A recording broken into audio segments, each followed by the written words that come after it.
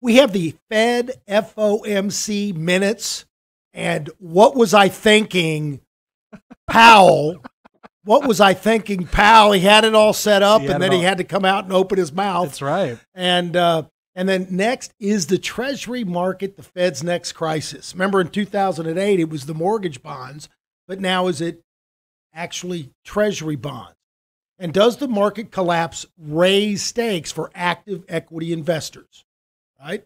And then is it too late for I bonds? We'll touch on that. That's a big topic. And then I get a lot of questions on that. And then we have the mailbag, to bond or not to bond. Love the mailbag. That is the question, to bond or not to bond. And listen, all these topics are interrelated today. So we're really just going to kind of have a free-for-all. Yeah. And we're going to talk about both the stock and the bond markets and what are the next steps and maybe what you should be looking at or what you should be doing as an investor. Now, first, we've got to give the disclaimer, folks. This is never, ever meant to be specific individual investment advice. If you want, need, or desire individual investment advice, talk to your own investment advisor, or you could seek out moi or Don or Michael, Ramos, all three of us on this podcast. We're all advisors, and we'd be happy to either give you a complimentary portfolio review your stuff, or whatever your needs are. And we're a holistic planning firm. All right, enough of that. Okay, now, the news is bad, and the markets have been getting hammered. Now, this morning, the jobs number was, quote, better than expected. It was, which is bad because that gives the Fed a little more excuse to tighten. And so immediately when those numbers were reversed, I'm using the Dow because it was on the top. Yeah. Was up a couple hundred points, went down to flat, but then immediately after just a couple minutes, the markets rallied and took off, and it was off to the races. Because when you look through the data, the numbers weren't really that great. They weren't really stupendous, and there is a big margin for error. So the markets relaxed and said, okay, it's not going to be that bad. But here is the question I have. So there's blood running in the streets. People are scared, but you must have the ability and the flexibility to realize the markets can go either way. They could go up or down. Sure, we could be up for another third leg down, or we could see a rip, snort, and rally. That's not out of the question. And if you want to talk about seasonality, the best in the 4-year election cycle, the best 12 months are right after the midterms for Congress. Yeah. And it's even better when it's a split, when the House is divided, meaning you got one president on one side, and then you got Congress on the other side, so you're kind of in a deadlock and you can't get anything done. People like it when Congress can't do anything, when the government can't do anything. Seems like all right.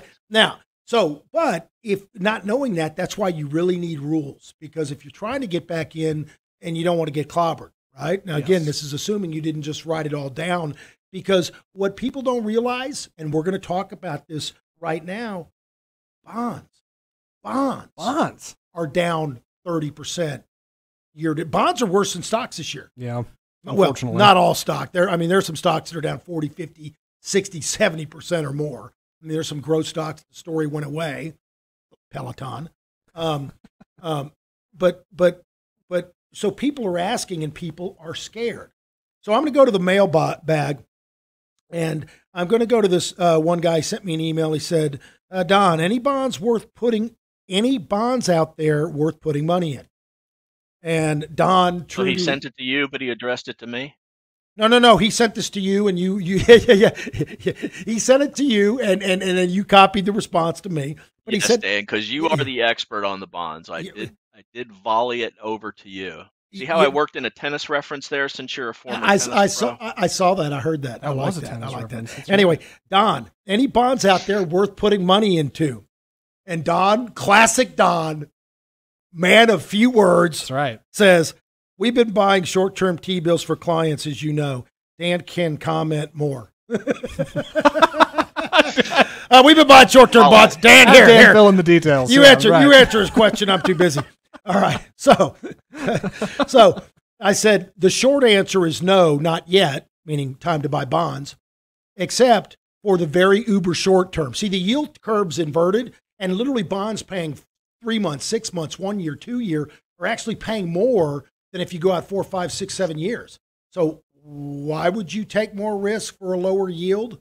That's not good. Let's put it that way. Okay. So I said the detailed answer, we have been rotating into 4-week Treasury bills, T-bills, making about 3.5% annualized. Now that's annualized, so you got to keep rolling them over every week. I said this should help increase the return on idle cash while we wait for the bear to end in both bonds and stocks, the bear market, right? Bonds do poorly during rising interest rates and even worse during inflation. I say this all the time. Inflation is kryptonite to bonds. Okay? This is why bonds are inverted and why one should go to the very short yield curve, which is what we've done. I said, although the rate of raising rates, the rate of the Fed raising rates, yes, may slow per the Fed, they haven't demonstrated yet they have licked inflation. At some point, when it becomes clear that inflation is under control and rates plateau, that would be a good time to buy bonds. That's the time to buy bonds when they're selling at maximum discount. Okay, bonds are traded just like stocks. You want to buy low, sell high. You want to buy at a discount, sell at a premium. Yes. When rates are at their bottom, they're at a premium. Mm-hmm. Okay. I said bonds probably have. I said, but that would also be the time to buy solid stocks, including growth stocks. I said bonds probably, and this is just an estimate out of my head, bonds probably have an upside of say 15 to 20%, maybe a little more, total return. Once the bottom starts, we get in a primary upturn. While stocks will have a 40 or 50% or even more upside, just like after COVID. Okay, so and I'm talking about a longer term trend. I'm not talking about a few months. I said most investors have experienced a 30% bear market in stocks and bonds. And with all the cash on the sidelines, both bonds and stocks will enjoy a nice uptrend at some point. The two questions are, when will this start and which do you want to be in? Okay, that's a very fundamental question that investors need to answer for themselves, because that's what what is your choice to be? Again, if you wrote it all the way down, you're kind of buy and hold. Now you're trying to hope it's the bottom, and you're going to try to hope it goes back up, right? Mm-hmm. This is assuming that you had some cash. You've been following this show, and you missed a lot of the downside. So then he and this is a client, by the way. He said these paper cuts are starting to hemorrhage. In other words, are starting to hurt, and it doesn't feel good. Losing money never feels good. It's not how much you make, but how much you keep. You guys say. Should we get out of the way and do bonds until there was a path forward? Just asking. Now, he's asking this with the luxury of hindsight, so it's a lot easier looking back and saying, hey, because I don't know. I mean, right now, today could be we could start a rip, snort, and rally right now. So I said, I sent my answer under your first email because we were trading emails back and forth. I said, I gave a detailed answer, but I wanted you to know that bonds have sold off more than the S&P this year. People do not realize that. No. So people are in stocks are going, man, I wish I had bonds. No, you don't. If you want to do a short-term T-bill portfolio, I can certainly do that and keep rolling forward. I would do a 4-week T-bills along with a few close monthlies, meaning 1 month, 2 month, 3 month, 4 month out, and then roll them forward depending on the yield. The problem is, and this is the thing, because if you sell your T-bills or zero coupons, you may not get your interest. You may have a very, very small gain or loss. I mean, it'd be nothing. It's like being in cash. But I said, but the problem is you could easily miss the initial 15 to 20% rally off the bottom whenever that happens. When the market starts to rally, it's going to rally hard. Okay? There are many folks who have capitulated and sold. There are a few left. Once that happens and the bottom will be established, as long as there aren't geopolitical events into the election, post-election could get really good. The most bullish 12 months of the 4-year political cycle is post-midterm election. The magnitude is greater with a split government. I mentioned that before. Doesn't mean it will happen this way this time, but these are the most consistent seasonality numbers I have seen. Anyway, so that's it. Then he sent one more. I need to clarify something. If you can show my screen, Zach. Okay. So we do need to clarify the difference between bonds in general and what we're doing, which is buying zero coupon bonds at a discount with a very short-term maturity, returning guarantee of principal. The difference is, and look at this screen that I have here. When we tried this earlier in the year, we bought VTIP, which was yielding about 5%. I scanned through all of the bond ETFs, and I tried to find one that was yielding more than the loss on a net asset value. In other words, the quote from the beginning of the year until what it was trading at. The only one that I could find at that time was VTIP. It was down 2% on the year, and it was yielding 4 or 5%. So we bought it for a little while, ended up breaking even on it because the price started breaking down. It does no good to hold bonds, and this is what happens if you own a bond fund or a bond ETF. The price will go lower as interest rates go higher, and you'll lose more on the value of the ETF or the mutual fund than you will make on the principal. But if you do what we're doing, short duration, T-bills, zero coupon, they have a fixed date. Everything that we buy is expiring within a month.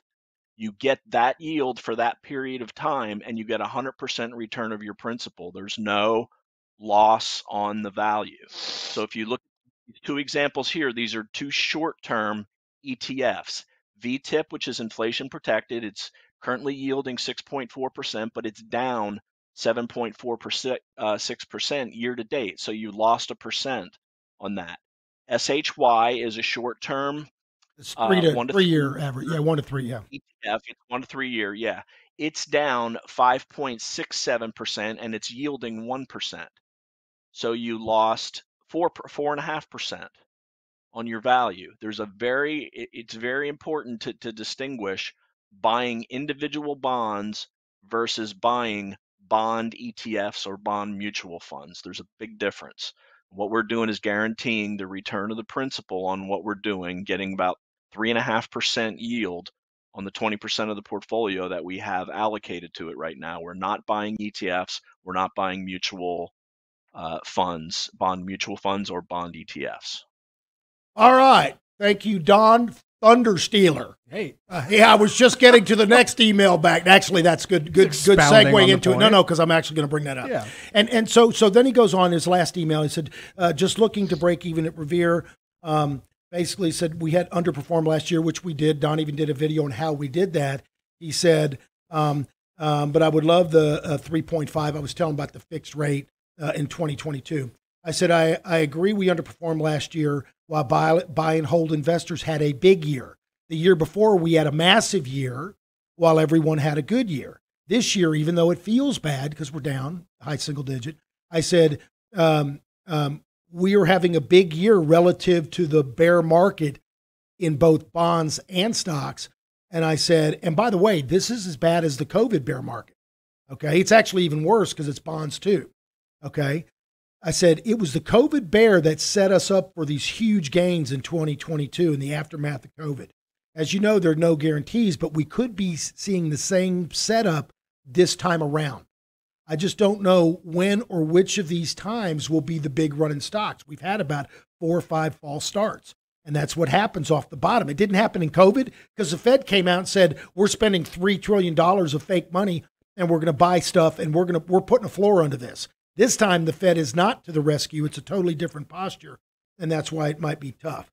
Anyway, I said, so the question remains, do we do a short-term T-bill or bond portfolio? And that Don just explained why to do that. Why go out more than 6 months or 3 months and go 2 or 3, even 2 or 3 year bond portfolios are going down some in value. Long-term bonds are down 30%.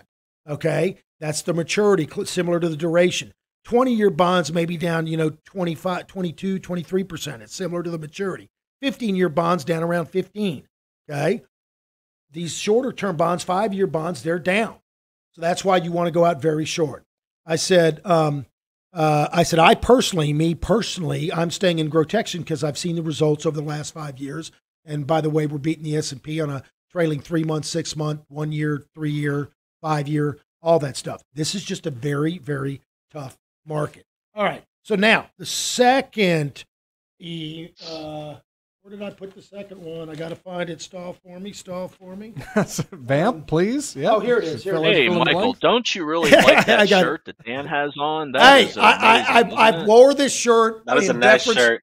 I wore this in deference to Don. It's my island shirt like Don's. Well, see, now what you need to do is follow my lead and wear that every podcast now. I think we'll have like a Hawaiian day. That's what Zach was saying before the show. We ought to have a Hawaiian day shirt. I think one day we ought to have a Guayavera day shirt. And I need to get Don a Guayavera. I guess that means we need to get one for Ted, too. Yeah. All right. Now, so this is the second and related question, okay? This is another client actually said, you mentioned bond ETFs on your podcast last Saturday. This is a week ago, but I'm confused. If one buys an individual bond on expiration, he would get all of his money back plus interest. That's correct. Yes. So when you buy a bond, whether it's newly issued, so the old adage in our industry is what's the difference between a 20-year bond with 10 years to maturity and a 10-year newly issued bond? The answer is nothing, as long as they have the same risk profile. So it's how much left is on the bond, but they have a specific maturity date. He goes, will one get back all their money plus interest in a bond ETF? The ETF will have the protection of diversified bonds, because you have a whole basket of bonds, but is the protection too costly compared to owning individual bonds? Okay. So I said, so-and-so, we'll call him Bob. Bob, yes, individual bonds have a maturity date, so you know your principal is due along with the scheduled interest payments. In other words, you know your yield to maturity. As long as they don't go default, you know exactly what your return is when you buy that bond. Most bond mutual funds, there are some that are like maturity bonds that are ETFs that are created that they buy all bonds in 2030, and it's just, they shut that ETF down in 2030. It's only for a certain length of time. But most bond funds don't have a maturity date. So let me see. Most bond mutual funds, including bond ETFs, are a pool investing in bonds. You own a share of that pool of bonds, and they are constantly rolled over and invested, but you don't own any single bond in particular. What is your maturity date of the bond mutual fund or ETF? ? There is none. Okay. So retail investors generally performance chase. So when interest rates are high and they come down and drop, those bond ETFs all have a big capital gains built in, and they had good performance because bonds rates started easing. They're not rising. Yes. Right. So now these people are going, wow, look at that bond fund. It returned, similar to stocks. Oh, it was good as stocks. I'm going to go into that. And so now they're putting their money in when these bonds are selling at a premium, and this bond fund manager has to go buy a bunch of bonds when they're selling at a premium. In fact, I said the fund could even sell a few bonds, generating capital gains for the fund to make the investors look good, feel good. That's called window dressing. But you could be down on your investment and still have to pay capital gains on the bond. So if you buy a bond fund in October, at the end of the year, you could get capital gains, but be down 5%, like Don was saying. In those bond funds, that VTIP he was talking about, it's down 5%, but it paid 3% interest that you had to pay tax on if it's not an IRA. So you're paying capital gain, you're paying interest on, quote, phantom income, because your net total return, you're down. Okay? So, so it's not when you buy the buy the fund, it's when the fund bought the bond, okay? I said, then when rates go up and bonds begin to lose value, people hit their pain threshold, and so they sell the fund and they have to liquidate exactly when bonds are selling at a discount, and the fund manager should be buying bonds, not selling, but he's getting net redemptions. This is a structural problem with most bond funds. And that's what Don explained. So what I'm telling you folks is right now, people are finally capitulating, saying, Uncle, I'm done. I can't handle this anymore. Okay, I'm out. And so the bond fund manager has to sell bonds to give you your money back. He really should be buying bonds. Okay. By the way, stock funds have the same problem. When they have a really bad year, they get sold and people want their money back. And that's, at the bottom of a bear market, you either got to get out pretty early or then you kind of got to stay the course. It's kind of a tough decision. And that's the thing. I tell this story all the time. I interviewed Art Bonnell. He was the Bonnell Growth Fund of the 90s. He was a darling of Wall Street. He was a tech fund. He had Dell with all the Dellionaires, and he had WorldCom, which went bankrupt. But he was the go-to growth fund manager. And I was interviewing him in San Antonio live. He was in the studio. And so he leaned over to me at a commercial. He said, it was January of 2000 or December of 1999. He leaned over and said, Danny, I don't know what I'm going to do. I said, what's wrong? He said, I got $40 million of new money in my fund last month. I said, well, Art, that sounds like a good problem to have. He said, you don't understand. I've got to go buy bonds at these price. I mean, buy stocks, buy tech stocks at these. And what he was telling me was, these tech stocks have PEs of hundreds or some even 1,000 or higher PEs. And he knew damn good and well it was way too high, but he had to go buy because he had new money because people saw his performance in 98 and all through 99. And so they were performance chasing. Then at the bottom, after the tech wreck, he's getting net redemptions because everybody's saying uncle, and that's when he should be buying. So mutual funds have structural problems built in because they have to be fully invested at all times. Most of them can't get defensive and move to cash. So anyway, I said, well, I already answered my own question. I said, there are a few bonds with maturity dates, say 2030, 2035. They buy a pool bonds at maturity date, and then with little or no management. Okay. Investors know when that fund will mature. So my question again is are you going to do that? And do you have enough? And do you have enough money? Why not just buy and manage individual bonds? So that's what Don was saying. If you're going to do a bond portfolio and hold them longer, first of all, you need to do it at the right time, which we're getting very close. And then you need to do individual bonds and kind of hold them for a while when rates drop. Now, so he said, but to answer your question directly, no, most bond funds have no maturity date, no guarantee of principal. Thanks. And he said, thank you for the answer. I can understand. I see no benefit in investing in bonds without maturity dates. And I said, correct. Only if you're going to trade them for the shorter term. So if we're going to trade bonds based on a chart, we'll use a bond ETF, but it's a shorter term thing. We're not buying them and holding them to maturity. So I think I got that. So folks, let's talk very quickly about how bonds work. So when interest rates drop, bond prices go up in value. When interest rates go up, bonds go down in value.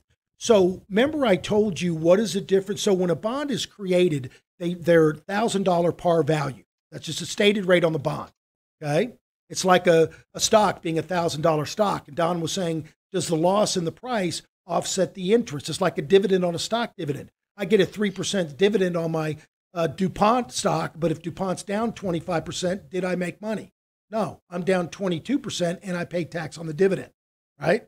So you don't want to do that. And anyway, these bonds, you don't want to hold them.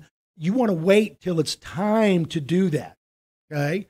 So now the question remains, now that we're heading into this election cycle, what is the choice to be? People are scared and people have hit their pain threshold. They're nervous and most people have capitulated. But when the final people capitulate and throw in the towel, that's when you're truly going to establish a bottom. And the markets will rally very strong before that happens. So when that does happen, and by the way, bonds and stocks move in tandem a lot of times, because they're with the cycle. Rising interest rates is bad for both stocks and bonds. Right? It's bad so dropping interest rates and stimulating the economy is good for both stocks and bonds. But what I was talking about, how bonds work. So when they underwrite a bond, Morgan Stanley and Merrill Lynch and Fidelity are underwriting a bond for a company. And based on the going rate in the economy, let's just call it 6% for their class of bond, their AA rated investment grade, whatever bond is 6%. So they put 6% stated rate on that bond, right? By the time they crush it and print it, everything's electronic now, but say they were going to make a bond certificate and issue bonds. By the time they underwrite it and get it out in the economy, it's 6 months or a year later, right? But they've already put the stated rate on the bond. If rates had dropped and now rates are at 4%, for that same level of bond, right? And my stated rate on the bond is 6%. Isn't my bond more valuable than the 4% bond? You're getting 2% more. So that's going to bid up my price on my bond. They're not going to pay me $1,000 a bond when it's newly issued. They'll pay me maybe $1,100, meaning $1,100 a bond. It'll sell for a premium. What that's doing is it's setting my 6% stated rate, my coupon rate on the bond, to the effective rate in the economy. It's making it 4%. Conversely, if rates had risen to 8%, my bond would sell at a discount, maybe $950, that makes that stated coupon rate of 6% now 8%. So what that does is really the bond prices are really setting the existing bonds that are out there that are being traded to the effective rate in the economy. So you have two interest rates. You got your coupon rate, your stated rate on your bond, and then you've got the effective rate in the economy, the overall that changes all the time. So the prices are going up and down, setting the expectations of that the interest rate. Okay, it's making all the bonds kind of equivalent for that same risk category. And so that's why it's important. So my point is, when interest rates finally start to peak, or even it looks like the rate is slowing. So think of interest rates as a clock. 12 is the top, 6 is the bottom. You want to start buying bonds if you're interested in bonds at, say, 11:30 before they hit, once they hit noon or start rolling over and coming down interest rates, bonds are already going to be rattling off the bottom. And so will stocks, by the way. Likewise, you want to start taking profits on your bonds at 5:30, because once it starts hitting 6 and once it starts obvious they're starting to go the other way, you're going to start losing money in the bonds. And those built-in capital gains, those premiums, are really your interest payments paid in advance up front, and you get capital gains now, not ordinary interest income. So that's why people that hold bonds to maturity don't understand. Well, I mean, there's some endowment funds that need to do that for whatever. But if you're really trying to make money, you actually would want to be a little more active and trade some bonds and be a little bit more active. But there are times to use ETFs, bond ETFs. They're just a tool, and we use a lot of technical for that, and that's shorter term. And then there's time to use bonds as individual bonds for a bond portfolio. Okay, so hopefully I explained that pretty well. Now, the question I want to talk about is, when this finishes, both these markets are likely to rally. I mean, it's possible stocks go up and bonds continue to sell off, but it's also possible that if we both take off together, what are you going to want to do? Are you going to want to actually own bonds, or are you going to want to own stocks? Because stocks are going to have a lot of potential for the upside. Okay. All right. Now, one last thing. I do have this article. It says market collapse raises stakes for active equity investors. And basically it's saying that because the market is so down and we've entered this bear market, is it now attractive for investors to come in and, value investors, bottom fishers, whatever you want to call them? Is it now time to start loading up with stocks? They're saying, is it time to start getting back into the market? Because this is assuming that the active investors got out of the way and missed it all. It's a pretty heady article. It talks about the discount rate effect and the fundamentals, the margins with earnings, and it talks about the housing market. We put that in the show notes. It gets a little heady, so I don't want to just grind the show to the halt to talk about that. And then the Treasury market, this is also, he's talking about the next bond crisis could be the Fed, the Treasury bonds. Will liquidity dry up? Because you got Russia now getting rid of Treasury bonds. China's not buying as many. Japan just got rid of some to help the yen, to support the yen. So was the Treasury going to be the only buyer of Treasuries? That's also kind of a heady article. I put it in the show notes. You can read, and if you want to call me on those, I'm very good in economics. The problem is, I'll tell you, by the way, so is Michael. The problem with economics, it's a lagging indicator. It doesn't. You do better off watching the technicals to tell you how to do that. So really, the theme of the show is is it time to get in? And if so, how and when? And if you're going to do that, are you going to lean towards stocks, bonds, or some kind of mix? So that's the backdrop. And we're going to talk about that right after we talk about what the Fed did. So, Michael, you want to go over what the Fed, by the way, the FOMC Fed market minutes are also in the show notes. Yes. So you can read their, and it was really only 2 pages, and it was very docile, very smooth. And the market started racing up. And then Powell came out and opened his mouth and puked all over the place and basically kind of contradicted what the note said, sort of. I mean, he was just more hawkish, and the market turned off and sold off yesterday. Now you're seeing maybe the uncertainty's out of the way, and now we see a bounce. All right, Michael, what was the difference in stance, and what was the Fed saying? All right. So just want to apologize for the if I sound a little nasally on this podcast. I'm a bit under the weather. It's gotten pretty cold here in Santa Barbara. I don't know what it's like in Texas or Florida. You guys are wearing the Hawaiian shirts, so it must still be warm, but I'm wearing a sweater, but you can't it's see pretty me. cold So. here. Yeah. Yeah, it's like hot. It's super Pretty cold cold. in What the is it, morning like and overnight, 70? and then during the day it gets hot again. Yeah. No, it gets cold in Santa Barbara. It's like below 50 at night, like high Where is 40s. Santa Barbara Um, relative to San Francisco and North of LA. LA, obviously. So north yeah, it's of almost in LA, but between where is it? San Francisco and Yeah. Gotcha. All right, Michael, go ahead. Yeah. So yeah, well, like basically the most important thing that's going on in the market right now is really the Fed and inflation. And what Fed watchers and the market reacts to is basically the the um the notes and the press conference, what the press release, what Powell reads is almost, I would say, 90% similar every FOMC, but there is 1 or 2 sentences that are different, that makes all the difference. And in this conference, what he said that was different and the market initially rallied on was he added this one sentence that said, in determining the pace of future increases in the target range, um, the target range is that interest rate. The committee will take into account the cumulative tightening of monetary policy, the lags with which monetary policy affects economic activity and inflation, and economic and financial developments. And as soon as the market read that and heard Powell say that, it rallied. And the issue then later was that in the conference, when he was asked a question about it, he said that he doesn't believe monetary policy has a long lag anymore.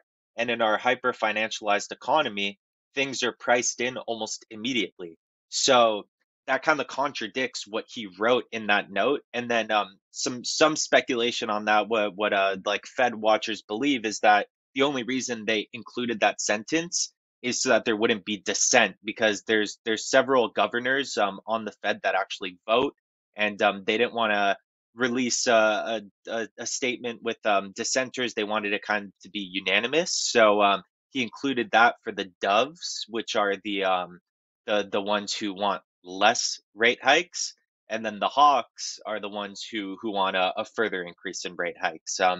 And Powell, from what it seems, pretty much Powell and another governor, Chris Waller, are really the two most hawkish members of the FOMC, and they included that sentence to perhaps appease some of the doves and make it seem as though they are willing to be more data dependent. But he was also asked certain things about employment and how the market's responding to these rate hikes. And he says that that because they're priced in immediately, he doesn't really see too much damage from it at the moment, and he's not really worried that the economy is going to crash, because the market and the economy seem to be handling rates extremely well, and what's been priced in doesn't look so bad. And basically, all that matters now is the terminal rate, and the terminal rate is where the Fed will stop hiking, at what interest rate the Fed will be done and will pause. And once they get to that level, they're expected to hold it for a while. But that level now has gone up to about 5.25%, and the current target range is between 3.75 and 4%. So that means that there's still about 150 basis points of hikes to go. So whether they hike the next meeting 75, 25, 50, that doesn't really matter so much. It's about what the destination is, and the market's now repricing at a higher terminal rate. So we got some employment data today, and it supports further rate increases and what Powell's been saying.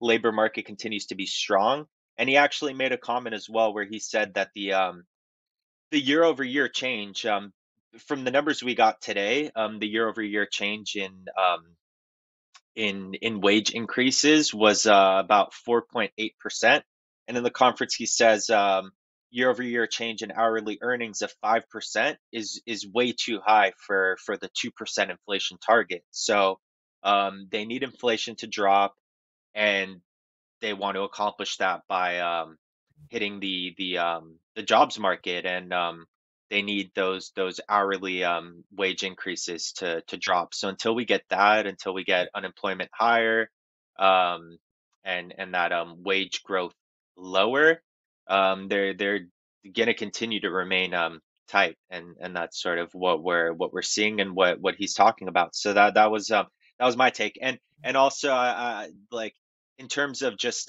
research and data I look at, I mean, some of these thoughts are my own, but most of it I do get from people who are more experienced and smarter than me. And a resource that I highly recommend the audience look at. I mean, this guy is just a wealth of information.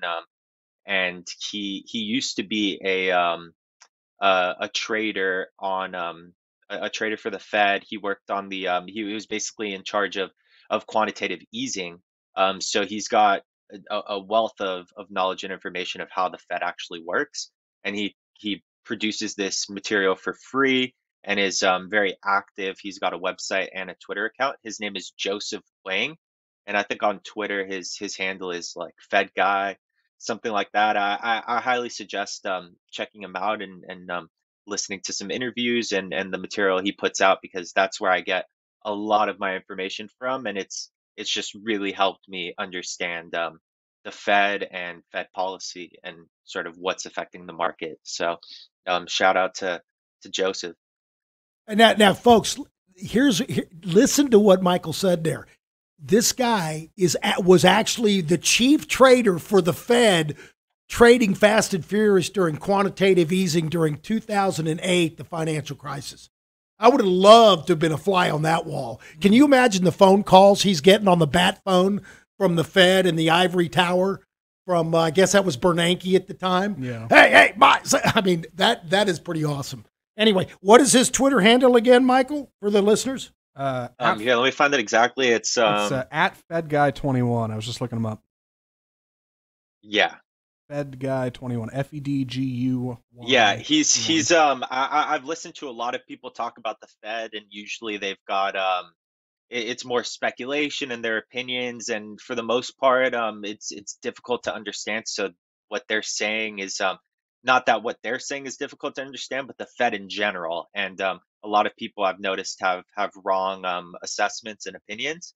So this guy is the most accurate and sort of not biased. He's just very fact based, and he explains things in a way too that are like, he makes these difficult concepts more palatable. It's still not super easy to understand, but it's very, very complicated. A little easier. Yeah. Folks, listen, it's very complicated, and bonds are actually as complicated as stocks. People don't realize that. In fact, most advisors in my industry don't even understand that. They don't even know what convexity is. Ask your advisor, do you know what duration is for a bond portfolio? Do you know what convexity is? And watch his eyes glass over. That's the second way that there's two things that affect bond prices, is duration and convexity. So if you only know half of it, you're missing it. All right. One last thing on bonds. Clarification: it's Fed Guy 12. Fed Guy 21 is an Ah. imposter. Oh, excuse me. I got played. Fake news on my own broadcast. How could I? Fed Guy 12. Excuse me. Yeah, Fed Guy 12. Yeah. Aha. My Oh, dyslexia good. gets the best of me Oh, once good. again. Yeah, I have the right one. Just want to make sure. That's pathetic that you get all these imposters, and you got to be really careful on social media to find out the real ones. All right, one last thing on bonds, because I did get another question. Well, no, I'm sorry. There's an article. It's also in the show notes. Is it too late for I bonds? They sold more in October than all of 2021. In fact, their site crashed. There were people calling and bitching. Folks, is that really a question? I mean, so last year we didn't have massive inflation and rates weren't that high yet. Well, inflation started heating up, but rates weren't that high yet. So this last month, at the end of the month, was the last day that you could lock in the, 9.62%. So it was almost 10%. And because it resets every month. Well, this next month going forward, it's only 6.47. So that's a big, because the year over year inflation data is showing that it's starting to abate. That's not really what's happening. What's really happening is you see inflation 11 months down the pipe. In other words, the dichotomy from last month and 12 months ago, inflation hadn't started heating up yet. But then once inflation starts heating up, the difference between the right now and 12 months ago is less. And so you'll see less of a spread. Anyway, the only problem with the I bonds is you got to order them Treasury direct. You can only get 10,000 electronically per individual, and you can get 5,000 paper with the tax refund. So you can tell your tax refund preparer, hey, instead of give me 5,000 refund, give me some I bonds. Anyway, they last 30 years. You've got to hold them for at least, 12 months before you can cash them in, or you forfeit 3 months of interest. So anyway, they want you to hold them for a while. I'm sorry. If you cash them in before 5 years, you forfeit the 3 months of interest. Years. Yeah. Okay. And you got to wait for 1 year to redeem them. Anyway, so those are, so I love the I bond idea because they're treasuries and they got a maturity date. The problem is they're 30 years long, but you can redeem them whenever you want after 1 year and get the interest. The only problem is I can only do little small amount. I can't do very much. But right. Also Dan also because I looked into, I have a lot of friends asking me about the Series I bonds, and another issue with them is that the rate resets every, I believe it's either 6 months or 3 months. So if they're super high right now because on a year over year basis that inflation rate is high, but if inflation comes down in the next 12 months and they reset at a rate that's, I don't know, 0% or super low, then it and then also if you want to redeem them sooner, you lose 3 months, so it may not even play out as expected. Right. I want to do a little more research on that because I thought that was the case. It's not in this article here, but it did. But I was looking online, and it was saying once you lock that in, that they didn't reset. It's just that each month the new bond they issue each month resets, not the actual one you lock in. So so I want to do a little research on that. We'll get back to you folks. We'll clarify that because I have gotten conflicting answers on that from a couple different sources. All right. So now we're going to get to the Stock Nerds red meat part of the show. What in the heck do I do now from here going forward? And again, this is assuming I didn't just write it down 25, 30%, and I've got some cash on the sidelines. And what do I do? So with that, Don, I'm going to flip it over to you. So Michael pretty much went through in more detail what I touched on in Wednesday's video. I was really not a happy camper doing Wednesday's video. I hate losing money, and I hate it even more when it's due to incompetence of somebody that's supposed to set a tone of consistency for the markets. I've always pretty much been a big defender of Jay Powell. He made a one big mistake in December of 2018, which he then corrected. And I thought he had been very clear in his message ever since then. But I did read the same thing that Michael did about they stuck that sentence in to pacify the doves, and what a bunch of nonsense that just is, and what that led to. And it's followed up. Today has been one of the nuttiest days in the market. Just piling it on top of everything that we've giving seen it all this back. year. Give it all back. We've had so we were up 1% pre-market going into the 8:30 jobs report. The jobs report came out. We dropped immediately a full percent to flat, and then we proceeded to slowly rise into the open. We gapped up 1.6%, and that was the top. We pulled all the way back about 1.5% to just barely above flat. Let me bring up the S&P 500 and put it on a 5-minute chart here. We pulled all the way back to a little bit, and then we had a massive rally back up, made higher highs into 3,800 resistance. So a 2% rally off of the low, and now we've had over a 2% fall since 10:45 Eastern time this morning. So in the last hour and 15 minutes, we've dropped over 2%, and we're basically flatline now on the day. And it gets back to something that a rule that we adhere to, and that's you have to err on the side of caution when you're under the 200-day moving average, because of the threat of the massive bear losses. Everybody that watches us is familiar with the chart that I pull up all the time. And we have, Dan, you said we've had like five or six false starts. We've actually exited and re-entered the market 14 times this year at Revere. And when I say re-entered, that means more than a 30% allocation of the S&P 500 risk. Sometimes it was just a toe stepping in and immediately getting back out for minuscule losses or very small gains. Sometimes it was a several percent gain. The last 2 times it's been losses of over 1%. And the email that you talked about with the paper cuts, yeah, they're unavoidable. There is no such thing as waiting for the market to give an all clear signal. There's absolutely no such thing as an all clear signal in the market. They don't ring a bell at the top, they don't ring one at the bottom, and they certainly don't ring one when the quote unquote coast is clear. The market will bottom when the fundamentals are terrible, when we're in a recession, just like the market tops when everything is looking a-okay. You have to respect the price action, but what I do know is when we're down 8%, the market was down 20%. When we're down 9%, the market's down 22%. When we're down 10%, the market's down 24%. We will bottom, and the market will bottom at a massively higher level compared to what, when I say we, I mean Revere clients, will bottom at a much higher level than where the indexes will bottom. One of these bottoms will be the bottom. We don't know when it occurs, and there is no risk-free entry back into the market. We never want to risk. Ideally, we risk no more than 1% when we step a toe back into the market.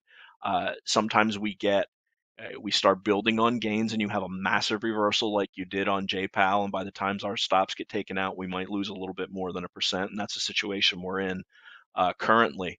But these are, in the big scheme of things, paper cuts, and a big rally will completely white out over these paper cuts. I should say green out, because our accounts will be going higher, and we'll be compounding from such a higher percentage versus people that rode the market down 24, 26, 28 or more percent. Today was turning into what looked like could be a very positive day for the market, and that was an hour and a half ago. Now it's looking like it could be a very negative day for the market, and we may make lower lows relative to yesterday. It's a bitch, frankly. It's difficult there's nothing risk free. We do our best to keep our losses minimized, and the proof is in the results that Dan referenced earlier, where across all time frames going back over the 5 years, we're beating the S&P 500 and we're crushing the 60/40. Stock to bonds, 60 stocks, 40 bonds. Balance. Stock, yeah, and um, it's okay to be wrong. We're wrong frequently, but we're wrong small. I understand the paper cut. People don't like them. I don't like them. I was pretty wound up on Wednesday because I hate losing money. Which is what got you into this business in the first place after the tech wreck. That's exactly right. That's kind of ironic, you know. Watching friends and family members, including myself, getting destroyed first back when the tech bubble burst, and then again with 2008. By 2008, I knew enough to stay out of the way for myself, but not for other people that I knew. And I'll be going through my backstory again later today. I'm presenting to Dr. Eric Wish at the University of Maryland. He teaches a stock market class to he's got over 250 students. It's been a life-changing course for a lot of people, including Richard Moglen. Richard was all set to be an electrical engineer or an electronics engineer. He took that class, he got hooked, and Richard has just done an absolutely phenomenal job. Yeah, from Traderline, from Traderline, yeah, building up his presence. And when he interviewed me in mid-June, he opened us up to a much wider audience than previously didn't know anything about us. And we hear all the time, anytime they interview, a lot of people say anytime they interview 5 advisors, we're the only ones that talk about downside protection. So we have a niche. We have a strategy that and rules that are part of that strategy that that will stand the test of time. And I'm pretty pleased with what we've done year to date, but I'm not happy short term over the last month with these nasty reversals. But it is what it is, and as always, if we're wrong, we'll be wrong small. We took a position this morning, and so far we're wrong small on it. I'm going to explain what we did. We're always scanning for sectors and stocks within those sectors that are acting well, and we noticed big cap biotech setting up extremely nicely, including I'm going to go through the top 5 charts in this IBB. There's 2 biotech indexes. IBB is big cap biotech. XBI is more diverse, and it's more the speculative biotech. Speculative biotech not acting as well because growth stocks aren't acting as well in this type of market. So you see I had an alert set at XBI if we got over this cluster of moving averages, but I also had one on IBB. The IBB one fired. And let me go through the 5 biggest holdings in IBB, and you can see their recent reaction to earnings. And these 5 make up 35% of this ETF. I don't know which one is going to be the winner, so I didn't feel comfortable getting into one or the other. Gilead, on their earnings report, they made an investment in, I think it's a CAR T company, a while back, and they're finally reaping the benefits of that. You can see the gap on earnings, on volume, 5-day consolidation and moving out higher today. Now the market, you can see it's bringing it back along with everything else as we've gone from up 2% to just barely negative now. So Gilead's the first one. Amgen is the second one.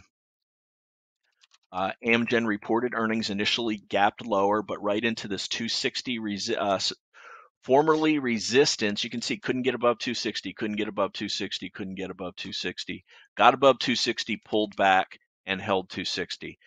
This is an issue of what was resistance turning into support on this pullback. As long as Amgen survives this 260 pullback, the reaction to earnings, which was initially negative, it's well off the bottom. The third one is Vertex. This has been in and out of the 21 over 21 list for a while as it's been just tightly consolidating. While it's consolidating and the market is coming down, that means its relative strength line is going to go higher. It had a big, nasty, unexplained shakeout down 7.5% the day before its earnings report. Got it all back and then some on its day of earnings. It's putting in a little bit of a handle now at the top of this flat base. That's the third one. Regeneron is the fourth one, REGN. This one's more choppy, but you can see it had a big gap up on a phase 3 result, pulled back, gave up most of it, tried to break out again, tried to break out twice, now pulling back on its earnings report. Note the negative EPS and sales growth, but this is trading a lot on the outlook of its pipeline. Bounced at the 50-day moving average, putting in a nice little handle to this flat base. And finally, the fifth one is Biogen. People are probably aware of Biogen's Alzheimer's positive result that they recently had. On 9/28, it gapped up 40% on 1,255% volume, massive volume. Since then, it's pulled back, formed a very nice base, putting it at a little bit of a handle right now. On earnings, didn't really do anything. Again, they're looking for future growth down the road. But the bottom line is these 5 big cap biotechs make up 35% of this IBB ETF, and we thought the risk reward was good relative to the cluster of moving averages there. Had this move up off the lows and now pulling back for 3 days. And again, bought a 5% position. Our stop will get us out before a 0.2% loss, which is our maximum. 0.2% versus the overall portfolio.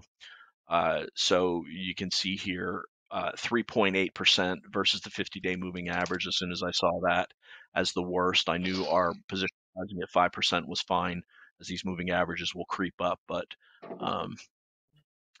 we're down about 1% on it since we bought it this morning. But biotech and IBB, big cap biotech to be clear, and IBB is what I wanted to focus on today. From a sector standpoint, as far as the S&P 500 goes, you saw that 5-minute chart down, up, down. We're barely green now, up 0.1%. The lows of yesterday at this 36.98 lows are very critical. If we break below that, we'll take a look at the daily chart. Then we're starting to revisit these shakeout lows, and this shakeout may not have been a shakeout. This was an inflection point on 10/13. CPI data was bad. When you get bad data, but you're already down 7 days in a row, and you gap down, that's a classic rubber band setup. The rubber band can only stretch so far, and we did put in a bottom there. Shook a few more people out the next day, but had a 10% rally off of the low. And now Jerome Powell doing his best to give that all back, breaking back below the moving averages right now. The declining 50-day, the declining 8-day, and the declining 21-day are all within 1% of themselves. So it's a very big resistance area on the way back up, and that's where we failed today. Right at that area around between 3780 and 3800. We failed on the open, we failed on the rebound. Who knows, by the end of the day, we could be right back up there, but we're playing it light. The market calls for playing it light. Yesterday, I commented in the video how my screen was 80% green while the indices were very red. Today, the indices were red and my screen was 60%. Earlier today, the indices were green and my screen was 60% red. So growth not working today. It's one of the reasons why we created the G6 and we keep a close eye on it. When we see those stocks underperforming, we're going to stay away from small growth. The only small growth stock that we own right now is a 2% position in PI. Then we own 2 oil stocks, our short SPXS, and we added biotech today. So the net result is we're 0.06% long relative to the S&P 500, and stops are in place as always. The light at the end of the tunnel, one of these times it won't be the freight train. It'll truly be a light at the end of the tunnel where we'll come out the other side and rally. We don't know exactly when. We know we'll keep our losses small until it does happen. And when it does happen, there'll be a big rally and plenty of time to make back the the losses both in people that have been participated in the market and for our own clients. So that's my summary on the market, the overall outlook, how we're feeling here at Revere, the biotech sector, and how we're positioned. And that's going to wrap it from. Well, that was a great synopsis, Don. I want to read something real quick because we've got this text. We got a Revere text. We go back and forth with all of us, and this is something that Ted wrote yesterday when the markets were. It was really big tech yesterday. That it was yesterday, the day before yesterday, I think. Just took it on the chin. He said, "Here's something that I've been seeing in the market internals. Breadth looks a lot healthier than the price. Percentage of stocks above 50-day."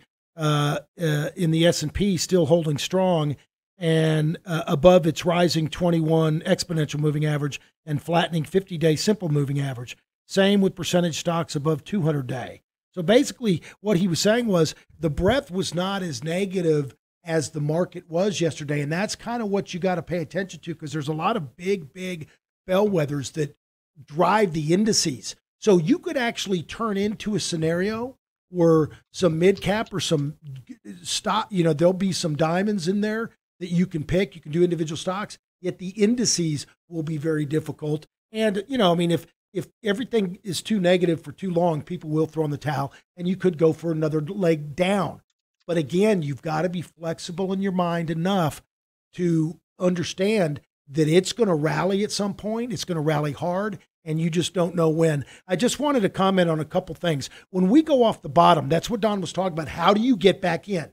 Okay. So he said that he doesn't want to lose more than 0.2% on any position size. So how does he do that? Well, something that's more volatile, he cuts down his position size. Something that's less volatile, you have a bigger position size. And what that does is it effectively equalizes each position in the portfolio because it's not just about portfolio construction. About the individual positions, it's about the overall portfolio construction. For instance, if we want to go long the S&P, now a lot of people use SPY, but we use SPLG because it's a lower cost structure. The internal cost of it is a lot lower, but it's the S&P 500. Well, if we do a 15% position of that, we could do a double 7.5% position of SSO, right? Or we could do 5% UPRO, which is 3 times the S&P. And you have the exact same effect on the portfolio. What's the difference? If you use the leverage, it frees up 15 or 20% of the portfolio to roll those short-term Treasury bonds, making 3.5%.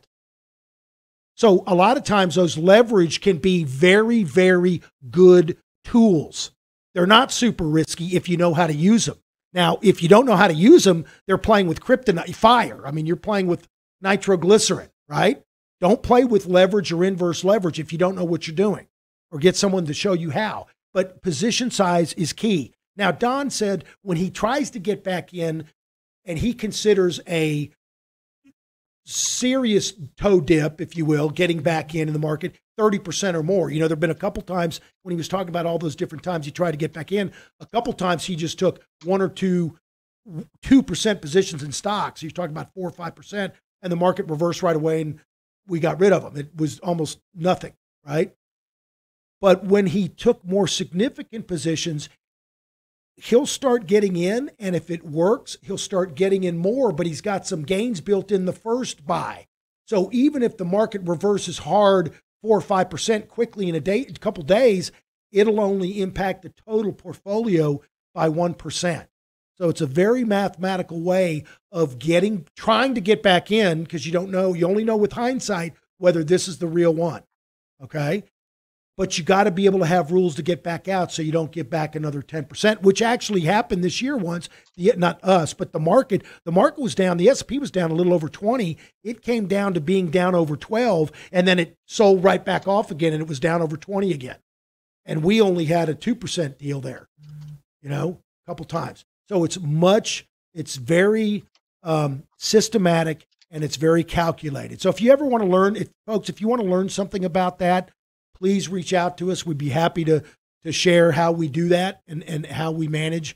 Very much, we manage risk first and the returns take care of themselves.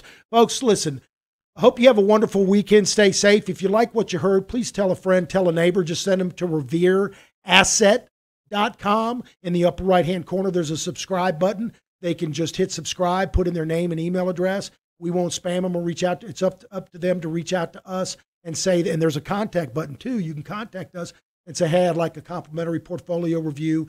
You can reach out to any of us, Dan at revereasset.com, Don, Michael, or Ted at revereasset.com. And you can also call us old school at 855 Real Wealth. And if we can get a copy of Don's show, his educational thing with the students, if we're able to get that and post that, we will let you know. Oh, yeah, folks. I'd like to see that. Oh, Yeah. it'll be good. It'll be good. Folks, have a good weekend, and we'll talk to you next week on Your Money. Because it's not how much you make in the markets, it's how much of that you can keep.